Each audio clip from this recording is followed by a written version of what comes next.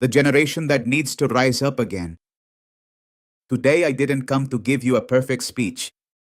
I didn't come to speak to you from a place of arrogance. I didn't come to pretend I have a life without mistakes. Today, I came to speak to you from reality, from scars, from the processes, from the mental battles that many young people fight in silence. Because there is something this generation urgently needs to hear. And it's this: not everyone is okay, even if they smile on social media. We live in a time where people show happiness but hide anxiety, show filters but hide insecurities, show success but hide depression. And today I especially want to talk to all those young people who have ever been humiliated, rejected, ignored, or victims of bullying. Because I was one of them. Yes, I was that introverted young person, the one who spoke slowly, the one who stumbled over words, the one who was afraid to speak in public, the one who often preferred to stay quiet rather than endure ridicule. And while some laughed, inside you slowly start to fade away. Because words destroy, nicknames destroy, public humiliation destroys. And today, social media can emotionally destroy a person in a matter of minutes. Today, anyone can pick up a phone, record someone, expose them, ridicule them, and think that's entertainment. But they don't know the harm they can cause. They don't know the mental battles others are fighting. There are young people who come home crying. There are young people who feel social anxiety. There are young people who no longer want to go to class. There are young people who feel like they're worth nothing. And the saddest part is that many suffer in silence because they're afraid to speak up. They're afraid to ask for help. They're afraid of being judged. And I want to pause here for a moment and say something important. Speaking slowly doesn't make you less intelligent. Being introverted doesn't make you less valuable. Stuttering doesn't mean you don't have a purpose. And that's something I want this generation to understand clearly, because many times the quietest young person is the one with the most potential. Sometimes the young person who speaks the least is the one who thinks the most. Sometimes the young person who struggles to express themselves has a brilliant mind full of ideas, creativity, and sensitivity. But we live in a society that judges too quickly. If you speak slowly, they make fun of you. If you're different, they exclude you. If you're shy, they look down on you. And that needs to change, because true leadership doesn't destroy people, true leadership lifts people up. And today I want to speak to you from my own experience. I am from the generation of 1983. I grew up in a different era, a time when there was often less technology, but more mental resilience. And even so, I was also afraid, I also doubted myself, I also felt insecure. And yes, many times I stumbled over my words while speaking. Even while recording this message, I had to redo takes. I had to take deep breaths. I had to start over. I had to correct words. But I kept going because I understood something powerful. Life isn't about doing it perfectly. It's about not giving up. And that's one of the things this generation needs to relearn: resilience. Because now we live in times where many people want everything fast. Fast money, fast success, fast results, fast fame.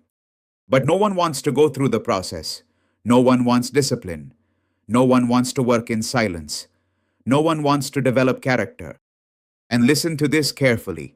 Character is not built in comfort. It's built under pressure, because it's in difficult moments that you discover who you really are. And I want to tell you something personal. Today I work with technology. I work with software, with hardware, with artificial intelligence, with computers, with modern applications. I take apart laptops, repair them, upgrade them, and I am constantly learning new tools.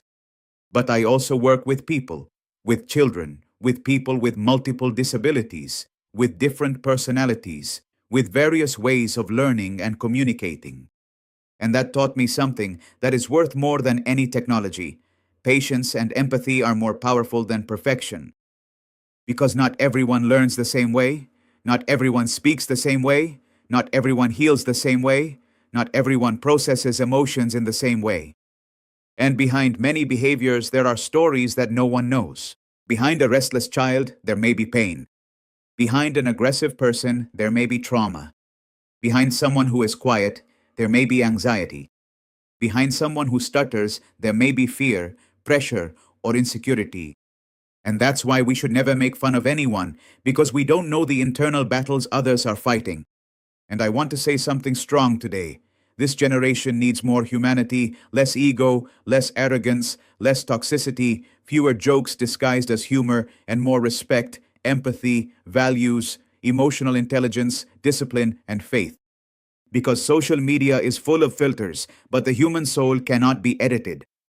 And many young people today are emotionally exhausted from living to impress empty people, constantly seeking validation, seeking approval, seeking likes to feel important.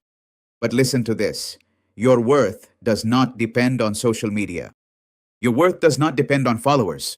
Your worth does not depend on comments. Your worth does not depend on the opinions of toxic people. Your worth comes from God, from your essence, from your discipline, from your character, from your authenticity. And now I want to talk about people who faced exactly these struggles. Moses had difficulty speaking, and yet God used him to free a nation. Demosthenes had severe speech problems and ended up becoming one of the most important orators in history. King George VI struggled with a severe stutter and ended up giving speeches that inspired millions. Ed Sheeran suffered from stuttering in his childhood. Emily Blunt did too.